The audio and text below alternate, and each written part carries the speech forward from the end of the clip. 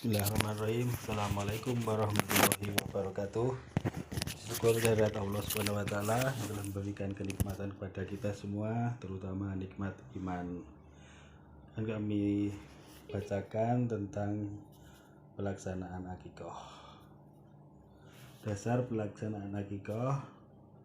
Akikah adalah suatu amalan yang disyariatkan oleh kebanyakan ulama semacam Ibnu Abbas, Ibnu Umar, Aisyah, dan para fuqaha tabi'in dan para ulama di berbagai negeri. Dalil persyariatan akikah adalah sebagai berikut.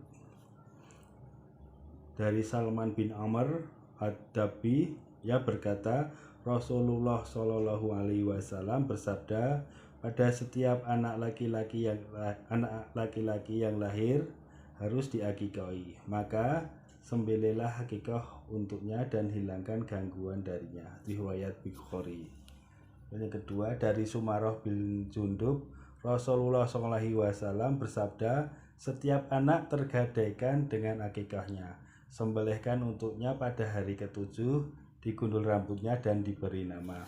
Hadis riwayat Abu Dawud, An-Nasai, Ibnu Majah, Ahmad, dan Syekh Al-Albani mengatakan bahwa hadis ini sahih. Ini dari Yusuf bin Mahak. Mereka pernah masuk menemui Haflah binti Abdirrahman. Mereka bertanya kepadanya tentang hukum akikah. Haflah mengatakan bahwa Aisyah radhiyallahu anha pernah memberitahu dia bahwa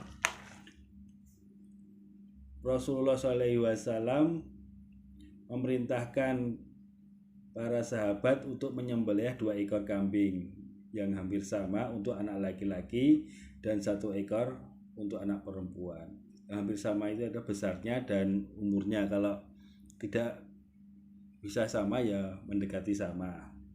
Kemudian dari Salman bin Amr ad-Dabi, ia berkata, Rasulullah SAW bersabda, pada setiap anak laki-laki yang lahir diakikahi, maka sembelihlah akikah untuknya. Hadis riwayat Bukhari.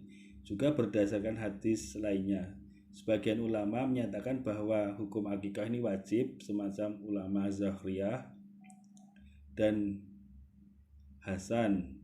Sedangkan jumhur mayoritas ulama berpendapat bahwa hukum akikah adalah sunnah. Sedangkan Imam Abu Hanifah berpendapat bahwa hukum akikah itu tidak wajib dan tidak sunnah. Demikian dikatakan oleh Asy-Syaukani dalam Nailul Autar. Kesimpulan, akikah adalah suatu yang disyariatkan, tidak sebagaimana pendapat ulama Hanafiyah. Hukumnya berkisar antara wajib dan sunnah. Sedangkan kami sendiri lebih cenderung pada pendapat jumhur atau mayoritas ulama yang menyatakan hukum akikah adalah sunnah. Namun sudah sepantasnya bagi orang yang mampu diberi kelebihan rezeki oleh Allah untuk tidak meninggalkan syariat yang mulia ini. Jadi sunnah yang ditekankan untuk bisa dilaksanakan. Kemudian, tips memilih kambing yang sehat. Kambing ini digunakan untuk akikah itu syaratnya tidak berbeda dengan kurban, dan kambing bisa diganti dengan unta ataupun sapi, tapi kebanyakan dari hadis-hadis yang ada itu untuk akikah kambing. Yang pertama, sudah cukup umur dan tidak cacat, yaitu tidak pincang, tidak buta, dan tidak buntung. Kakinya utuh semua, kuping utuh semua, ekor. Kemudian sehat itu dilihat dari suhu badan itu antara 38 derajat sampai 40 derajat. Suhu normal kambing berkisar antara 30 sampai 40 derajat Celcius. Jika suhu di atas angka normal, kemungkinan kambing itu infeksi atau ada yang sakit. Jika suhu di bawah angka tersebut, artinya kambing dalam keadaan sakit parah. Kemudian tidak lemah. Jadi kambing itu ketika sehat itu lincah, itu berdiri bisa lari ke sana kemari. Biasanya kambing yang sakit tidak mampu berdiri secara kokoh. Jika kambing berjalan sempoyongan atau pincang, atau tandanya kambing tersebut tidak sehat. Pada kasus yang parah, kambing malah tidak bisa berdiri sama sekali atau hanya diam dalam posisi tidur. Itu kambing yang lemah itu biasanya sakit. Kemudian tidak nafsu makan. Kehilangan nafsu makan dan minum juga menandakan kondisi kesehatan kambing yang buruk. Biasanya gejala ini dibarengi dengan intensitas kertukan gigi kambing yang semakin sering. Kemudian tidak mengalami masalah kulit. Kambing yang sehat memiliki kulit dan bulu sehat pula. Hindari membeli kambing yang bulunya rontok, memiliki kudis, bernanah hingga dikerubungi lalat. Kambing yang sehat ditandai dengan buang air normal. Kambing yang sakit biasanya mengalami masalah buang air, baik buang air kecil maupun besar. Jika kambing kesulitan buang air kecil, bisa jadi tandanya dehidrasi atau masalah batu ginjal. Selain itu, kambing yang sakit akan menghasilkan bentuk feses yang cair atau mencret, tidak bulat menyerupai pil seperti biasanya. Kemudian kambing itu bersuara aneh. Kambing termasuk dalam binatang yang tidak banyak mengeluarkan suara. Jika kambing mengembik terlalu sering, bisa jadi kambing tersebut sedang lapar, haus, memasuki kawin ataupun sakit. Nah, itu ciri-ciri kambing yang sehat yang bisa digunakan untuk akikah.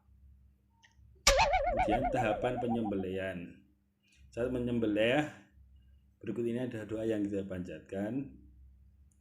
Bismillahirrahmanirrahim. Allahumma minka wa ala Allahumma taqabbal min hazi akikatu. Kemudian sebutkan nama si bayi.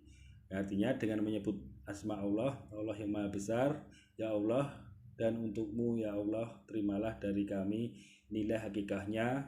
Kemudian sebutkan nama bayi, bin atau bin untuk anak laki-laki dan binti untuk anak perempuan, karena nanti di akhirat kelak kita akan dipanggil sesuai nama kita dan nama bapak kita. Kemudian rangkaian akikah itu cukur rambut hingga gundul. Dalam kitab Al-Mazmu, Iwan Namawi mencantumkan pandangan kalangan ulama Syafi'iyah bahwa selain disunahkan mencukur rambut bayi, juga setelah itu disunahkan bersedekah emas atau perak seberat timbangan rambut bayi tersebut. Jadi nanti setelah dicukur gundul, ditimbang, kemudian disedekahkan dengan niat karena Allah, sedekah untuk akikah anak tersebut. Disunahkan mencukur rambut bayi pada hari ke-7 dari kelahiran. Sahabat kami atau ulama Syafi'iyah mengatakan disunahkan juga bersedekah emas seberat timbangan rambut tersebut. Jika tidak bisa emas, maka dengan perak, berlaku untuk bayi laki-laki dan perempuan. Jadi setelah itu diberi nama yang terbaik. Dalam hadis riwayat Abu Daud disebutkan, sesungguhnya kalian akan dipanggil pada hari kiamat dengan nama kalian dan nama bapak-bapak kalian. Maka baguskanlah nama-nama kalian. Jadi sebelum akikah penyembelihan kambing, hendaknya sudah diberi nama yang baik dan nanti dibacakan pada saat penyembelihan. Kemudian bagikan hasil masakan kambing. Ini bisa dibagikan ke tetangga atau rumah yatim, rumah tahfiz. Nah, inilah kehebatan dari syariat Islam. Kita selain beribadah pada Allah dan akan berdampak pada lingkungan sosial dan untuk berbagi. Kemudian hikmah akikah yaitu menghidupkan kembali sunnah Rasulullah SAW, kemudian perlindungan dari setan, dan akikah merupakan tebusan hutang anak yang memberikan syafaat bagi kedua orang tuanya kelak pada hari perhitungan. Sebagaimana Imam Ahmad mengatakan, dia tergadai dari memberikan syafaat dari kedua orang tuanya dengan akikahnya. Merupakan bentuk taqarrub atau pendekatan pada Allah SWT, sekaligus sebagai wujud rasa syukur karunia yang dianugerahkan Allah SWT atas lahirnya sang anak. Akikah sebagai sarana menampakkan rasa gembira dalam melaksanakan syariat Islam. Dan bertambahnya keturunan mukmin akan memperbanyak umat Rasulullah SAW pada hari kiamat. Dan akikah memperkuat ukhuwah Islamiyah di antara masyarakat. Alhamdulillah sudah terlaksana